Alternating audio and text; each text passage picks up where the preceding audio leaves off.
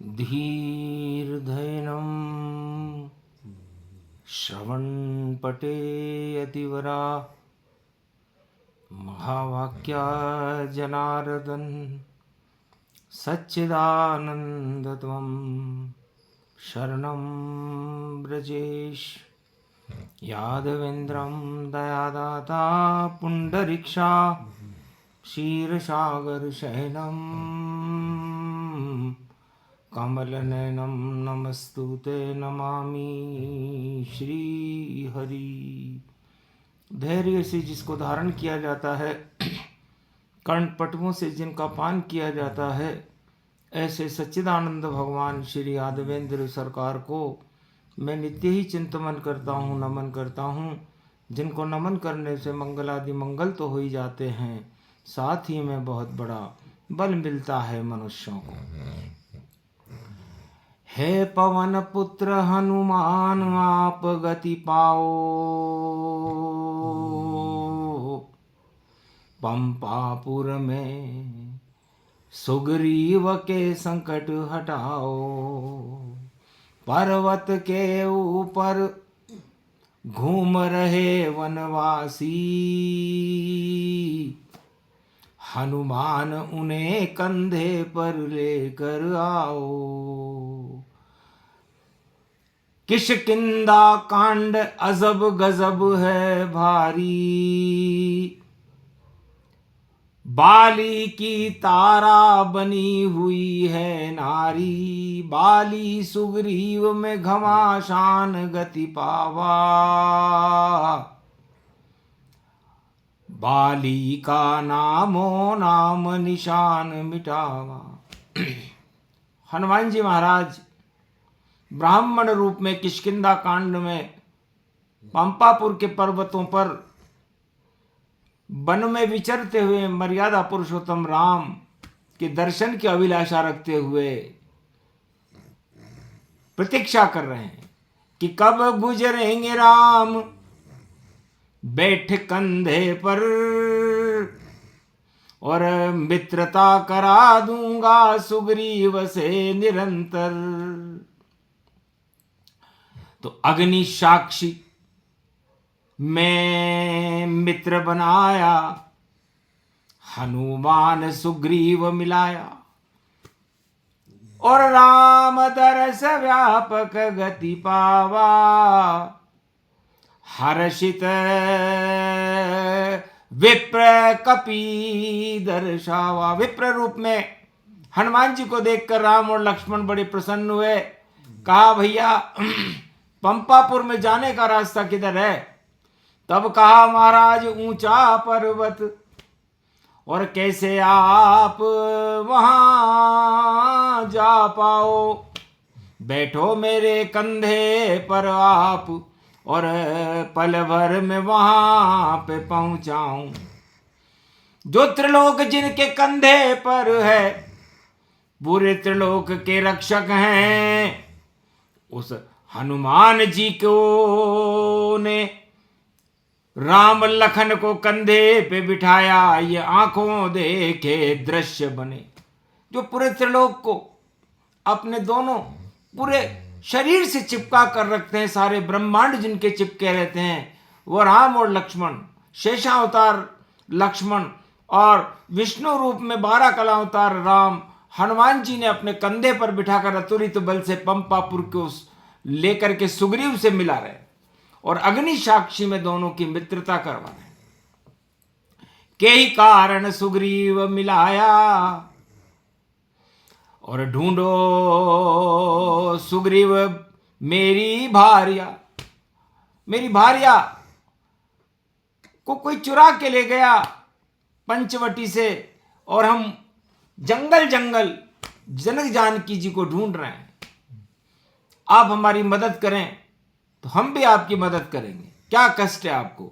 महाराज मेरा बाली भाई मेरी स्त्री लेके बैठ गया, और अगर युद्ध करूं मैं उससे तो, और कभी जीत नहीं पाऊंगा। जो भी जाए सामने बाली आधा बल गति पाए, और कैसे संकट से बचूं नहीं समझ कछुआए।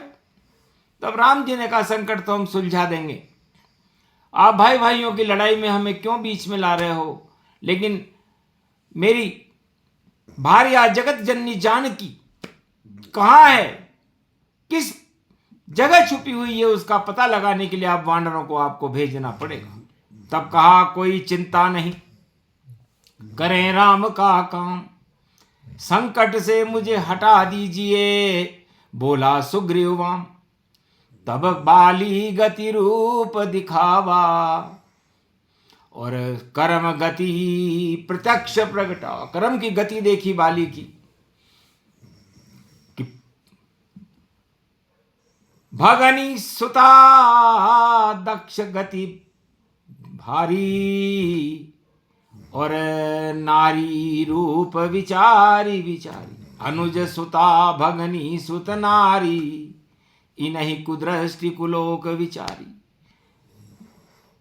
बाली पंपापुर हमारी सीमा में है और पराई स्त्री पर अपनी कुदृष्टि रखता है, मारने में कोई वध नहीं है, लेकिन इसके पास भगवान शंकर का बल है, वरदान है कि जो भी इसके सामने जाएगा उसका आधा बल उसमें चला जाएगा। तो 7 ताड़ के वृक्ष थे और छुपा वहां पर बाली, और तीर चला दिया राम जी ने, और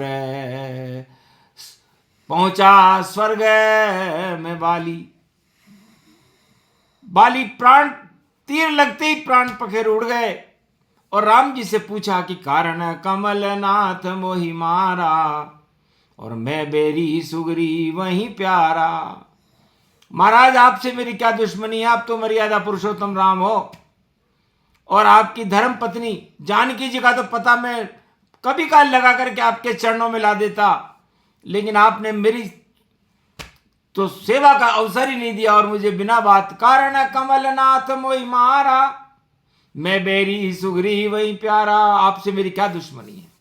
तब कहा न हमारी किसी से दुश्मनी है, न कोई मित्रता है, आपने पराई स्त्री को अपने अधिकार क्षेत्र में ले रखा है, इसलिए हमारे अयोध्या का कानून है कि कोई भी किसी भाई की पत्नी हो, कोई पराई स्त्री हो, कोई भी किसी भी तरह से कुदृष्टि डाले तो उसे मारने में ही भलाई है। इसलिए हमने तुम्हें मार दिया, अब तुम्हारी अंतिम इच्छा बताओ। तब बोला सब बेकार है, नश्वर यही शरीर, और अंगद मेरा पुत्र है, उसे गोद रखो रघुवीर, उसे गोद में रख लो, यही मेरी आपसे प्रार्थना है। अंगद आपका पुत्र जैसा हो, और आपकी जितनी ताकत उसके अंदर हो, और वो ताकत कोई क्षीण न कर सके, ये वरदान दे दीजिए। तब कहा तथास्तु राम ने जाओ, अंगद बैठा गोद, और आमोद प्रमोद में स्वर्ग गए बलि लोग। बलि स्वर्ग को सिधार गया, और सूक्ष्म से ये प्रसंग सुनाया, पर्वत के ऊपर ये गाया। 2026 में पर्वतों के ऊपर ये प्रसंग का आना संकेत करता है कि बाली जीवन मुक्त क्यों हुआ, ये मरते मरते उसने पूछा था। तब कहा साक्षात राम खड़े पुरुषोत्तम भगवान, और 2026 में पुरुषोत्तम का ज्ञान। तो पुरुषोत्तम महीना और भगवान राम के दर्शन एक जैसे होते हैं, इसलिए बाली तुमने साक्षात राम के दर्शन किए, उसका फल तुम्हारे सारे पाप नष्ट हो गए और बैकुंठ मिला। इसलिए 2026 में भी पुरुषोत्तम का महीना है।